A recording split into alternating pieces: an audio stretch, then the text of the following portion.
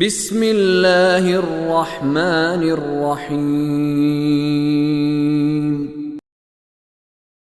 قل للمخلفين من الأعراب ستدعون إلى قوم أولي بأس شديد تقاتلونهم أو يسلمون فإن تطيعوا يؤتكم الله أجرا حسنا وإن تتولوا كما توليتم من قبل يعذبكم عذابا أليما ليس على الأعمى حرج ولا على الأعرج حرج ولا على المريض حرج ومن يطع الله ورسوله يدخله جنات تجري من تحتها الأنهار ومن يتولى يعذبه عذابا أليما لقد رضي الله عن المؤمنين إذ يبايعونك تحت الشجرة فعلم ما في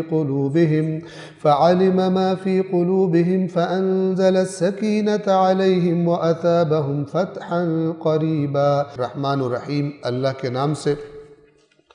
اس سے پہلے تذکرہ ہو رہا تھا ان افراد کا کہ اللہ کے رسول جب حدیبیہ سے واپس جا رہے ہیں تو یہ سورہ مبارکہ نازل ہوتی ہے، اور وہ منافق اور بزدل لوگ کہ جو رسول اللہ کے ساتھ نہیں آئے تھے اس سفر میں، اب اللہ تعالیٰ اپنے نبی کو خبر دے رہا ہے کہ آپ جب جائیں گے تو یہ منافق اپنی زبانوں کو میٹھا کر کے اور بہانے بنانے کے لیے آ جائیں گے، اور بعد میں جب مال غنیمت ملنے کا وقت آئے گا تو یہ کہیں گے اب ہم نے ساتھ جانا ہے۔ جب مشکل وقت تھا تب انہوں نے کہا کہ اور بڑے خوش تھے کہ یہ تو مرنے جا رہے ہیں اور ان سے جان ہی چھوٹ جائے گی، اور جب مال غنیمت ملنے کا وقت آئے گا تو یہ کہیں گے ہم نے ساتھ جانا۔ تو اللہ نے جو ہم نے آخری آیت بتائی تھی 15، وہاں فرمایا تھا کہ جو حدیبیہ میں، اس کا پیغام یہ تھا کہ جو حدیبیہ کے سفر میں یعنی اس مکہ کے سفر میں آپ کے ساتھ نہیں گئے تھے ان کو اب جو آئندہ ملنے والی غنیمتیں ہیں ان میں سے کوئی حصہ نہیں دیا جائے گا، اور رسول اللہ نے ان میں سے کسی کو ان غنیمتوں میں سے حصہ نہیں دیا۔ اور وہ افراد کے جو حدیبیہ کے سفر میں ساتھ تھے، مثال کے طور پہ حضرت جابر ابن عبداللہ انصاری جو ہیں وہ حدیبیہ میں گئے تھے لیکن بعد میں نہیں جا سکے خیبر اور اس طرف کسی مجبوری کی وجہ سے، اگرچہ انہوں نے وہ سفر نہیں کیا لیکن رسول اللہ نے ان غنیمتوں میں سے حضرت جابر ابن عبداللہ انصاری کو بھی حصہ دیا، لیکن وہ لوگ جو حدیبیہ میں نہیں گئے تھے ان کو ان غنائم کا حصہ اللہ کے نبی نے نہیں دیا۔ اب آیت نمبر 16 میں ان سے کہا جا رہا ہے اے رسول آپ پیچھے رہ جانے والے صحرا نشینوں سے کہہ دیجئے تم عنقریب ایک جنگجو قوم کے مقابلے کے لیے بلائے جاؤ گے، یا تو تم ان سے لڑو گے یا وہ اسلام قبول کریں گے، پس اگر تم نے اطاعت کی تو اللہ تمہیں بہتر اجر دے گا، اور اگر تم نے منہ پھیر لیا جیسا کہ تم نے پہلے منہ پھیرا تھا تو وہ تمہیں دردناک عذاب دے گا۔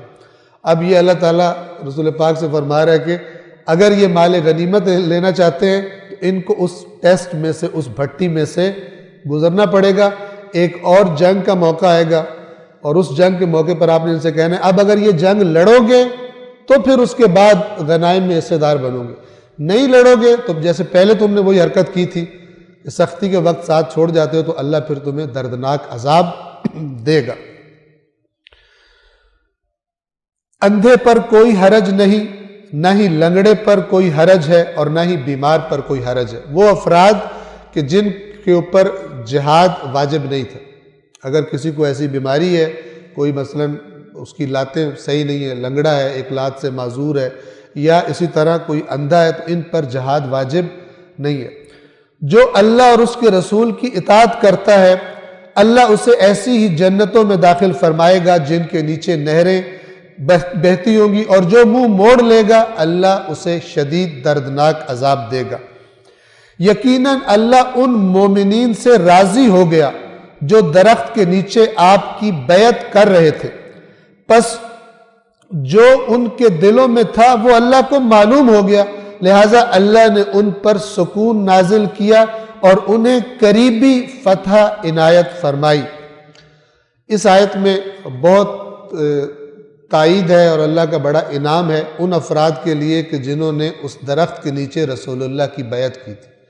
پہلا لفظ کیا ہے؟ لقد رضی اللہ عن المؤمنین، یقیناً یہ لقد قسم جتنی تاکید ہوتی ہے اس کی، قسم کے معنی میں ہوتا ہے کہ اللہ ان مومنوں سے راضی ہو گیا جب وہ درخت کے نیچے آپ کی بیعت کر رہے تھے. اور وہ بیعت کیا تھی؟ ان سے لڑنا ہے کافروں سے. یہ تب ہوئی کہ جب رسول اللہ نے سفیر کے طور پر حضرت عثمان کو بھیجا اور کفار مکہ نے ان کو پکڑ لیا، روک لیا اور افواہ اڑا دی کہ عثمان قتل ہو. تو چونکہ رسول اللہ کے نمائندے کے طور پہ گئے تھے، اللہ کے نبی نے فرمایا کہ میرے ساتھ بیعت کرو. ایک درخت کے نیچے بیٹھ گئے اور وہ بیعت کیا تھی؟ اصل میں موت کی بیعت تھی، کیونکہ یہ 1400 بندہ تھا تقریباً، اور ان کے پاس اسلحہ بھی پورا نہیں تھا. ایک ایک تلوار عربوں کے قوانین کے مطابق یہ ساتھ لے کر آئے تھے، اور جبکہ وہ اپنے شہر میں تھے اور پوری طاقت کے ساتھ یعنی ان کے پاس موجود تھی، اور ظاہری طور پر یہ تھا کہ یہ لڑائی موت کے نتیجہ، اس کا نتیجہ موت نکلنا.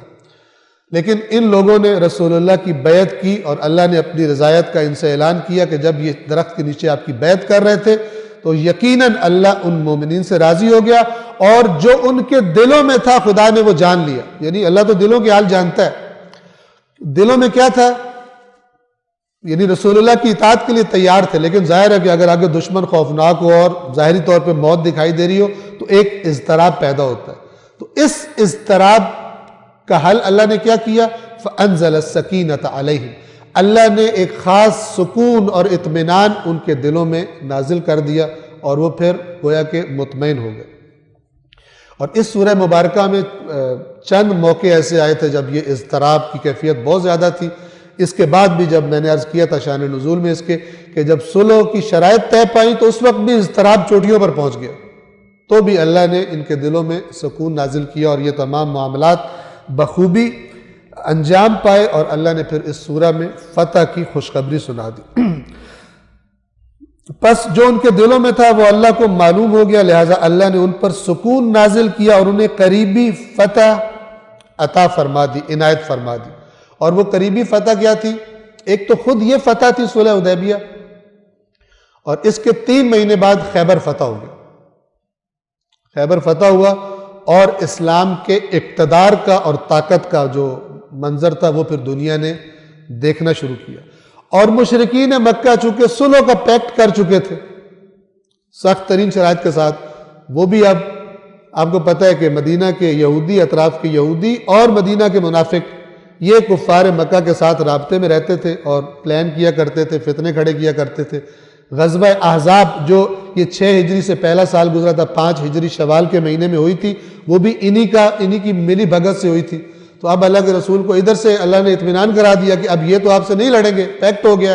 اب یہ جو دشمن جو خیانت کار ہیں اب ان کے ساتھ دو ہاتھ کرنے ہیں. خیبر فتح ہوا، فدق فتح ہوا، اور یہودیوں کی کئی بستیاں تھیں تبوک تک، یہ ساری کی ساری اللہ نے اپنے فضل سے مسلمانوں سے فتح کروا دی. اور اسلام کا اقتدار اور طاقت وہ اتنی بڑھ گئی کہ جب کفار نے پھر 3 سال بعد وہ توڑا، 2 سال بعد یہ جو صلح توڑی، کفار مکہ کے ایک گروہ نے، ان کے حمایتیوں نے حملہ کیا رسول اللہ کے اتحادیوں پر اور ان کو نقصان پہنچایا، تو یہ پیکٹ ختم ہو گیا. جس کے نتیجے میں سورہ توبہ نازل ہوئی تھی کہ براءۃ من اللہ ورسول، اللہ اور اس کے رسول کی طرف سے برات ہے مشرکین کے ساتھ.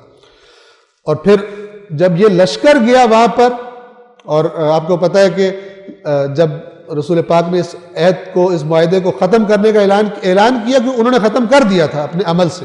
جب رسول اللہ نے اعلان کیا تو ابو سفیان کہ جو ہر جنگ میں سردار رہا تھا رسول اللہ کے خلاف، یہ رسول اللہ سے ریکویسٹ کرنے کے لیے کہ آپ یہ معاہدہ ختم نہ کریں. اللہ ایسے ظالموں کی ناک رگڑتا ہے زمین پر.